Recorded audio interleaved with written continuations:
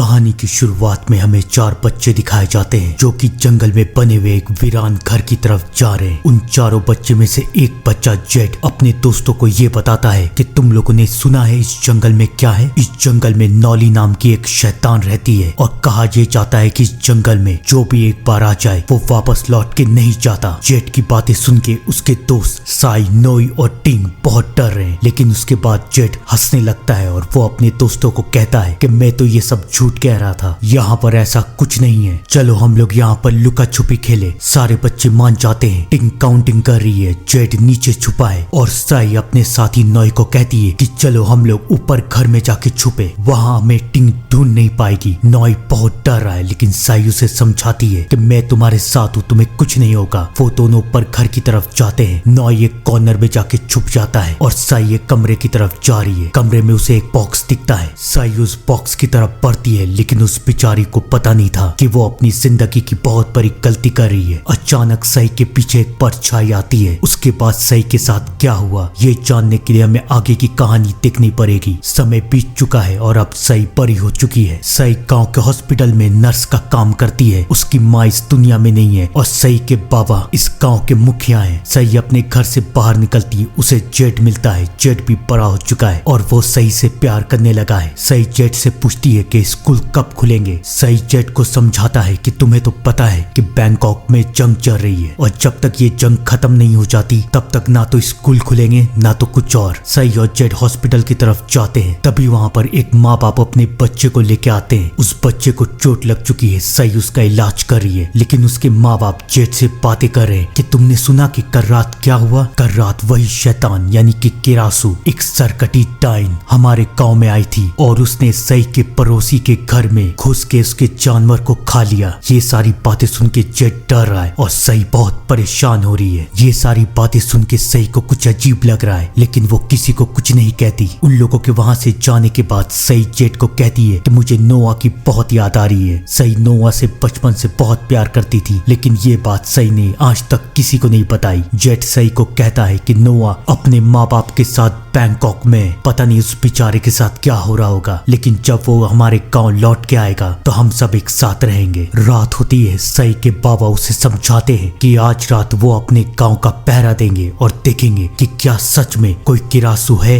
या फिर नहीं। उसके बाबा वहां से चले जाते हैं और साई अपने घर में आराम कर रही है। वो सो जाती है और सपने में उसे वही जंगल वाला पुराना घर और एक बॉक्स दिख रहा है। अचानक सुबह साई की आंख खुलती है। वो देखती है कि उसका कमरा पूरी तरीके से बिगड़ा हुआ है और उसके बेड पे खून के दाग है। उसे समझ में नहीं आता कि ये सब कैसे हुआ। कुछ देर के बाद वो हॉस्पिटल जाती है। उसके बाद वो जेड से बात कर रही है। साई को उसी जंगल में दोबारा जाना था और ये जानना था कि हर दिन उसे सपने में वो घर क्यों दिखता है। वो जेड को लेके आधी रात में उस घर की तरफ जाती है। तभी उसे जंगल में एक लड़का दिखाई देता है और साई उसे पहचान जाती है कि वो और कोई नहीं बल्कि नोआ है। लेकिन नोआ वहाँ अकेले नहीं आया। नोआ अपने साथ शिकारी के एक पूरे झुंड को लाया है। वो शिकारी उस गांव में आ चुके हैं। वो शिकारी साई के बाबा जो कि इस गांव के मुखिया थे उन्हें बताते हैं कि आपके गांव में किरासू नाम की शैतानी डायन है। ये डायन इंसानों को नहीं मारती बल्कि जानवरों को मार के उन्हें खाती है। लेकिन इस डायन से इंसानों को बहुत खतरा है क्योंकि ये डायन इन्फेक्शन फैलाती है। ये पानी को झूठा कर देती है और अगर इसका झूठा पानी कोई भी लड़की पी जाए तो वो भी उसी की तरह एक सरकटी डायन बन जाती है और अगर कोई लड़का पी जाए तो वो एक राक्षस बन जाता है। गांव वालों को इन बातों पे यकीन नहीं है तो तभी उन शिकारियों का लीडर टैट गांव वालों को कटे हुए सर दिखाता है जो कि और किसी के नहीं बल्कि किरासू नाम के डाइन के हैं। वो कहता है कि हमने बहुत सारी डाइनों को मारा है और अब हम तुम्हारे गांव आए हैं। इस डाइन को मारने के लिए हमें सिर्फ रहने के लिए जगह चाहिए और उसके बदले में हम इस डाइन को मार देंगे। जहाँ पर एक तरफ गांव वालों को समझ में नहीं आ रहा था कि ये सब क्या हो रहा है, वहीं दूसरी तरफ साई बहुत खुश थी क्योंकि नोआ गांव में वापस आ चुका था। नोआ साई को बताता है कि बैंकॉक में जंग के दौरान उनके माँ बाप मर गए और वो अपनी जान बचा के यहाँ पर आ गया। नोआ को देख के साई बहुत खुश है। वो आज भी नोआ से बहुत प्यार करती है। जेड और टिंग भी वहाँ आते हैं। वो भी नोआ से मिलके बहुत खुश है। कुछ देर के बाद सब अपने अपने घर चले जाते हैं। रात में साई फिर अकेले सो रही है। अचानक साई को कुछ होने लगता है। उसे फिर से सपना आ रहा है। अगली सुबह फिर से जब उसकी आंख खुलती है तो वो देखती है कि उसका रूम फिर से बिखरा हुआ है और उसके बेड में फिर से खून के दाग है। उसे समझ में नहीं आ रहा कि ये सब आखिर हो क्या रहा है। और वहाँ दूसरी तरफ गांव के सारे जानवर धीरे धीरे करके मर रहे हैं और अब गांव वालों को भी एहसास हो चुका है कि जरूर उनके गांव में एक टायन है। अब गांव वाले उन शिकारियों का साथ देने के लिए तैयार है। यहाँ तक कि जेड ने भी उन शिकारियों के ग्रुप को ज्वाइन कर लिया है। नोआ और सई को समझ में नहीं आता कि जेड ये सब क्यों कर रहा है। सई नोआ से पूछती है कि क्या तुम्हें उस सरकटी टायन के बारे में यकीन है। नोआ कहता है बिल्कुल भी नहीं, आज रात में ये साबित कर दूंगा कि ये टाइन कुछ नहीं होती। नोआ सई को अपने बारे में ये भी बताता है, जंग शुरू होने से पहले मैंने एक मेडिकल स्कूल में एडमिशन लिया था, मैं डॉक्टर बनना चाहता हूँ। सई नोआ के लिए बहुत खुश है, लेकिन उन दोनों को पता नहीं था कि आज रात क्या होने वाला है। रात होती है, एक तरफ सारे शिकारी और जेड जंगल में और पूरे गांव में किरासू नाम की उस टाइन की तलाश कर रहे हैं और वहाँ और नोआ भी गांव में है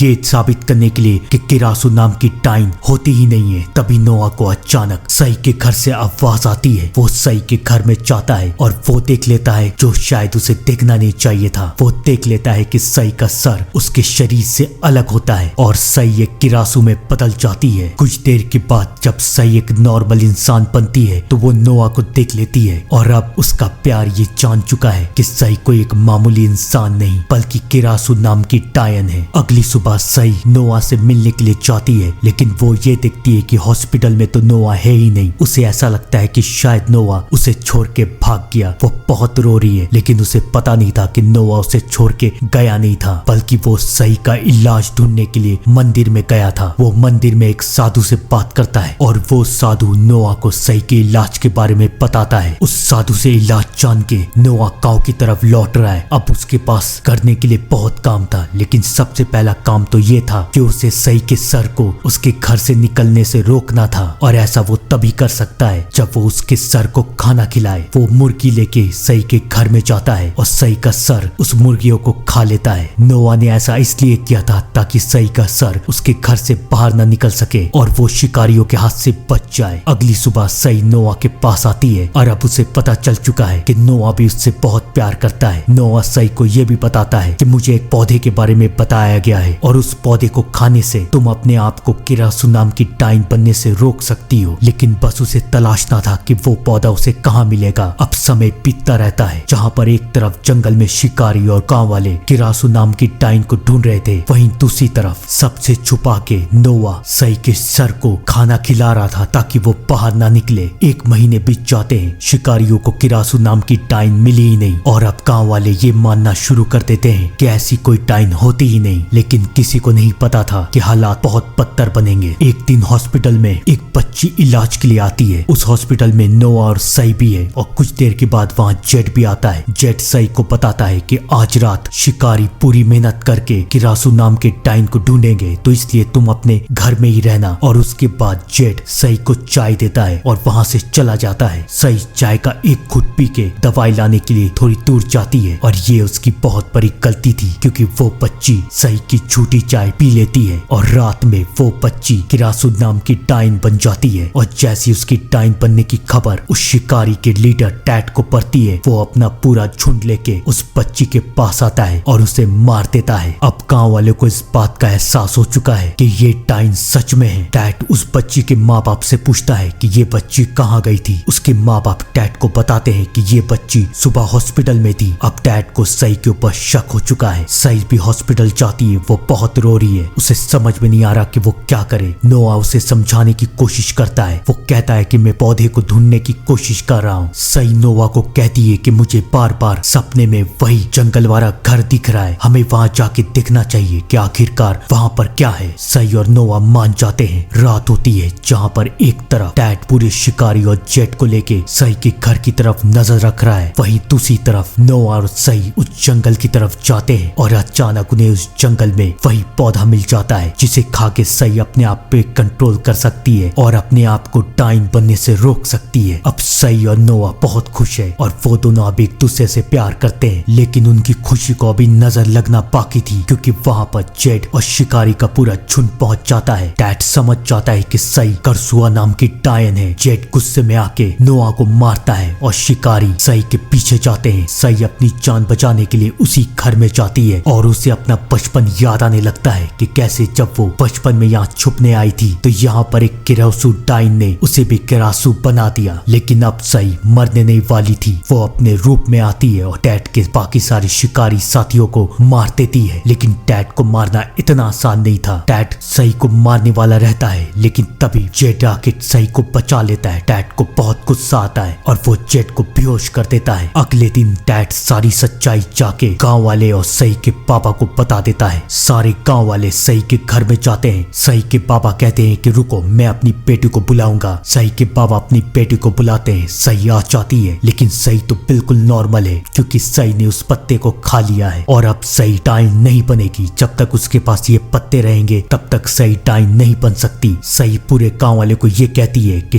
टैट और उसके शिकारी मेरे साथ जबरदस्ती कर रहे थे और जेड ने मेरी जान बचाई। जेड भी सई का साथ देता है। सारे गांव वाले टैट के खिलाफ हो जाते हैं। टैट वहां से भाग जाता है, लेकिन जेड को सई की असलियत पता थी। उसे सबसे ज्यादा तकलीफ इस बात की थी कि सई ने नोआ को चुना है और वो नोआ से प्यार करती है। अपना टूटा हुआ दिल लेके जेड अपने घर जाता है, लेकिन उसके घर में कोई उसका इंतजार कर रहा है और वो कोई और नहीं बल्कि टैट है। टैट जेड से कहता है कि तुमने मुझे धोखा दिया ना, इसका अंजाम तुम्हें भुगतना पड़ेगा। और उसके बाद टैट अपने रूप में आता है और हमें पता चलता है कि टैट किरासंग है, यानी कि एक शैतान। लेकिन अगर वो शैतान है तो वो सई के पीछे क्यों पड़ा है, आइए जानते हैं। कहानी आगे बढ़ती है जहाँ पर एक तरफ टैट के काटने से जेड भी एक शैतान बन चुका है और अब उसके माँ बाप भी जानते हैं कि जेड शैतान है, वो घर से बाहर नहीं निकल सकता। वहीं दूसरी तरफ धीरे धीरे करके सई के पास सारे पत्ते खत्म होते जा रहे और टैट ने बाकी पत्तों में आग लगा दी है ताकि सई के पास और पत्ते नहीं रहे। अब वक्त खत्म होता जा रहा है। नोआ भी सई का इलाज ढूंढ नहीं पाया। नोआ सई को समझाता है कि हमें बैंकॉक जाना चाहिए, हम बैंकॉक चले जाएंगे, वहां पर तुम्हारा इलाज करने वाला जरूर कोई ना कोई तो जरूर होगा। सई मान जाती है, लेकिन जाने से पहले वो अपने दोस्त जेड से मिलना चाहती है। वो जेड के पास जाती है और जेड की हालत देखती है जो कि बहुत खराब हो चुकी है। जेड एक राक्षस बन चुका है। जेड सई से कहता है कि मुझे पहले से पता था कि तुम ही किरासू हो। मैंने तुम्हें एक जानवर को मारते हुए देख लिया था और मैंने शिकारियों का झुंड इसलिए ज्वाइन किया ताकि मैं उन्हें तुम तक पहुंचने से रोक सकूं। सई अब ये समझ जाती है कि जेड उससे कितना प्यार करता है। जेड कहता है कि प्लीज मुझे छोड़ के मत जाओ। सई मान जाती है। सई को समझ में नहीं आ रहा कि वो क्या करे, लेकिन सई को पता नहीं था कि मुसीबत उसके सर पे है। कहानी का अगला सीन हमें नोआ के पास लेके जाता है, जो कि मंदिर में एक बार फिर से उस पुजारी को अलविदा करने के लिए आया है। लेकिन वो पुजारी नोआ को कहता है कि मैं तुम्हें एक बात बताना तो भूल ही गया, किरासंग और किरासू के बीच में बहुत गहरी दुश्मनी है। इस दुनिया के पहले किरासू नाम की डाइन अपने राक्षस पति किरासंग को छोड़ के एक मामूली इंसान से प्यार करने लगी और वो उस इंसान के साथ भाग गई। जब किरासंग को इसके बारे में पता चला तो किरासंग ने उन दोनों को ढूंढा। पहले उसने उस इंसान को मार दिया और उसके बाद उसने किरासू को मार के उसके दिल को निकाल के उसके दिल को खत्म कर दिया। और तब से लेकर ये श्राप हर किरासंग के ऊपर है। अगर किरासंग को फिर से एक नॉर्मल इंसान बनना है तो उसे इस दुनिया के सारे किरासू को मारना पड़ेगा। हर किरासंग हर एक किरासू की दुश्मन है। नोआ समझ जाता है कि अब सई की जान को खतरा है। वो रात को सई को लेके बैंकॉक जाने की तैयारी में और वहाँ दूसरी तरफ सई के पास भी अब पौधे खत्म हो चुके हैं। उसे आज रात इस गांव से बाहर निकलना पड़ेगा। लेकिन इससे पहले वो वहाँ से बाहर निकल पाती, उसके पिता सई को लेके गांव वाले के साथ जाके बैठ जाते हैं ताकि कोई भी गांव वाला सई के ऊपर इल्जाम ना लगा सके कि सई एक डाइन है। अब सई को समझ में नहीं आ रहा था कि वो क्या करे। इन सब से दूर जेड के कानों में टैट की आवाज गूंज रही है। टैट जो कि खुद एक किरासंग है, वो जेड को कह रहा है कि तुम्हें क्या लगता है कि सई तुम्हारे साथ रहेगी? नहीं, वो नोआ के साथ चली जाएगी। उसने तुम्हें बेवकूफ बनाया है। टैट जेड को बहका रहा था और उसके बाद जेड पूरी तरीके से शैतान बन जाता है। जहाँ पर एक तरफ जेड शैतान बन चुका था, वहीं दूसरी तरफ गांव वालों के सामने अब सई भी किरासू नाम की डाइन बन जाती है। सारे गांव वाले उसे देख के डर रहे हैं और तब वहाँ पर किरासंग टैट और जेड दोनों आते हैं और अब वो दोनों सई को मारना चाहते हैं। जेड सई के सर को पकड़ लेता है, लेकिन उसी वक्त वहाँ पर नोआ आता है। नोआ जेट को समझाता है कि ये सही है, इसे मत मारो। जेट भी सही से बहुत प्यार करता था, वो उसे नहीं मार सकता। लेकिन तब वहाँ पर टैट आता है। टैट और जेट के बीच में एक जंग होती है और इस जंग में टैट जेट को मार देता है और वहाँ दूसरी तरफ गांव वाले सई के शरीर को घायल कर देते हैं। किसी भी तरह करके सई के बाबा सई के शरीर को बचाते हैं और अब नोआ सई के शरीर को लेके वहाँ से भाग रहा है। तभी वहाँ टैट आ जाता है और अब टैट नोआ को मारने वाला है, लेकिन इससे पहले वो नोआ को मार पाता सई नोआ को बचाने के लिए आ जाती है। अब टैट कभी भी सई को मार सकता है, लेकिन तभी वो पुजारी वहाँ आ जाता है और वो टैट को मार देता है। वो पुजारी नोआ को बताता है कि मेरी बीवी भी एक किरासू बन गई थी और मैंने अपनी बीवी को उस घर में रख दिया था और उस घर में छोड़ के मैं अपनी बीवी को चला गया था। यानी कि वो किरासू नाम की डाइन जिसने सई को बचपन में किरासू बनाया था, वो और कोई नहीं बल्कि उस पुजारी की बीवी थी। वो पुजारी नोआ को कहता है कि जल्दी यहाँ से भागो। नोआ सई के शरीर को लेके वहाँ से भाग रहा है। वो सई को कहता है कि चलो मेरे साथ, लेकिन अब सई समझ चुकी है कि वो बचेगी नहीं क्योंकि उसका शरीर पूरी तरीके से तबाह हो चुका है। वो नोआ से कहती है कि यहाँ से चले जाओ और नोआ वे मजबूरी में आके वहाँ से जाने लगता है और उसी वक्त गाँव वाले वहाँ पर आके सई को मार देते हैं। अब नोआ के दोस्त सई और जेट दोनों मर चुके हैं। थी ना खौफनाक कहानी? कमेंट में जरूर बताइएगा। तब तक के लिए thank you and good bye.